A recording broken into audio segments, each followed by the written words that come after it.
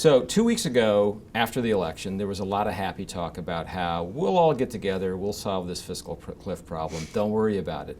Well, now we're on the eve of December, and I don't hear so much happy talk, and I don't feel so happy. Maybe I'm missing something, but I think, I'm not sure there's a coming together here. There may be a drifting apart here, but maybe I'm missing something. Well, I think you and I are both probably missing something because we don't really know what's going on inside the room. And so we're forced to read into these public statements which way the wind is blowing. You're certainly right that we went from the kumbaya moment where everybody was happy to the nobody saying anything to us moment to now the almost predictable, the other side is not being reasonable. What it seems to boil down to is that the White House is asking the Republicans to give on tax rates for the top brackets before it shows what it's willing to do in entitlements.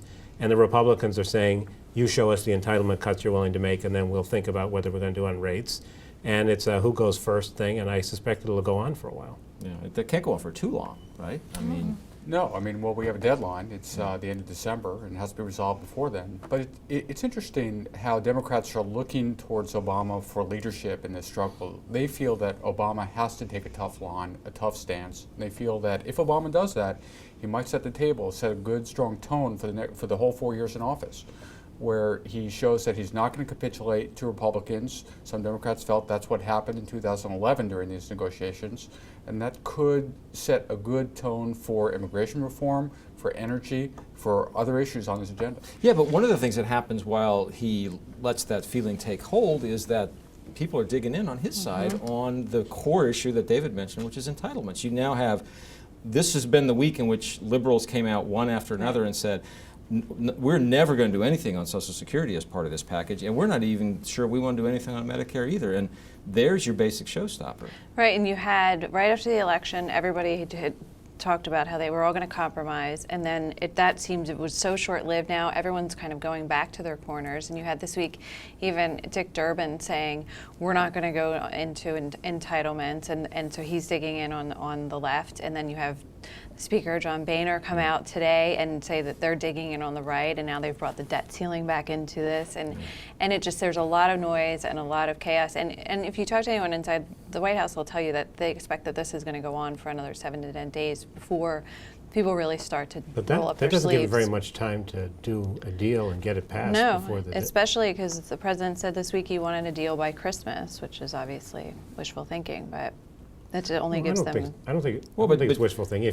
You got to have something in 7 to 10 days to have something finished by Christmas. And right. I mean, otherwise they'd have to say we're making a lot of progress and we're just going to call off the cliff for a month without doing anything. And I think that would be hard to sell. Yeah, but it's really interesting that as you listen to this, not this conversation, but the conversation in this town, it's like people talk past each other so much on this. You have Republicans saying over and over, to themselves and other people repeating it, that they gave in on revenues. Okay, they agreed after the election. Okay, you're right.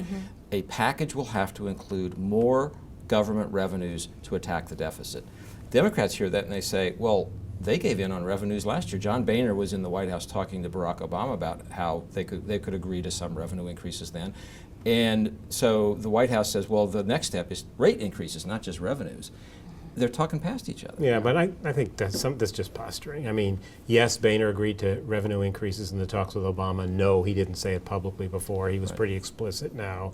There's clearly some feeling around to see if Obama gets less than the full rate increase all the way back to the Bill Clinton levels, will the Republicans be okay with that? Then you can fill it in with deductions and credits. So I think you can see where they might end up if they have the political will and the political interest in coming together. I don't know. I mean, I hear real disunity on the Democratic side. Right. I was on the Hill yesterday. I spoke to back-to-back meetings. I talked to one House Democrat who said, let's go over the fiscal cliff. I mean, this would only strengthen Obama's hand. Right. So that, we go over the cliff and then we Go come over back. the cliff, taxes go up, the taxes go up, spending goes down. Defense spending in particular. Right. And then in January, new Congress comes in, and Obama's got some more leverage. He can get Republicans to go along with what would then be reducing taxes. Right. So, and then I went into another meeting with another House Democrat who said that is absolutely insane, that we can't take that chance, that is foolish. And there's also great disagreement on entitlements and whether we should take up Medicare and Medicare reform among Democrats. So I listened to this, and as Carol said, we hear a lot of noise and a lot of stridency, and I'm just wondering where the deal. Well, I think you could outline what the deal is. The question is, how many votes can it get in the House? This thing, if they get a deal, is going to pass by 2 or 3 votes, right? There are going to be Democrats who are against it because they don't like the entitlement cuts, and Republicans who don't like the tax increases and want to keep their reputation strong as never having voted on tax increases. I just think it's impossible to tell where they're going to end up. Today the music was ugly. Tomorrow it might be, well, we're making progress. You do get the sense too that because the louder that the public posturing gets, you sort of wonder if internally there's in these more private talks if there's something else that's going on. Yeah. And so it certainly seems like, to me, it feels a little bit like that. I mean, I agree. The one interesting thing about Obama is that he hasn't really gone out and vigorously said that we can't go over the cliff. This is not something that he says that privately, but not so much But I think publicly. It's important for his bargaining position. Because of his leverage. For him to, I think the other thing you have to remember is, so on one hand you have all these businessmen coming, we've seen more businessmen in the White House in the last 10 days than we've seen in the last 4 years, and wringing their hands, uncertainty is killing us, we got to do the deal. But the stock market, for now, seems to be pretty placid. Yeah.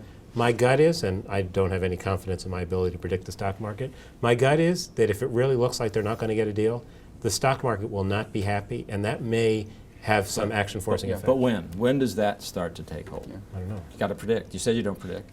I think the more we get into December, the more likely it is. If in December 15th, John Boehner is having a press conference like the one he had this week, I think you could have an unhappy stock market, and that'll scare the members. Right. I was going to say maybe that's an action forcing event, right? Exactly. Not a healthy one, but maybe a necessary one. To not wait until January, but to have a little market scare before you get to January. Not that anybody would wish for it, but maybe that's what happens here. That didn't really work with the debt ceiling in 2011. No, that's true. Well, maybe. No, I don't think that's. First of all, I think the Republicans realize that they hurt themselves a lot with the debt ceiling, and that they spent a lot of time with Wall Street people during the campaign. And from what I told, the Wall Street people said, "We don't like Obama. We're with you, but let's not do this debt ceiling thing again." So I think that there's a little more reluctance to pull that card.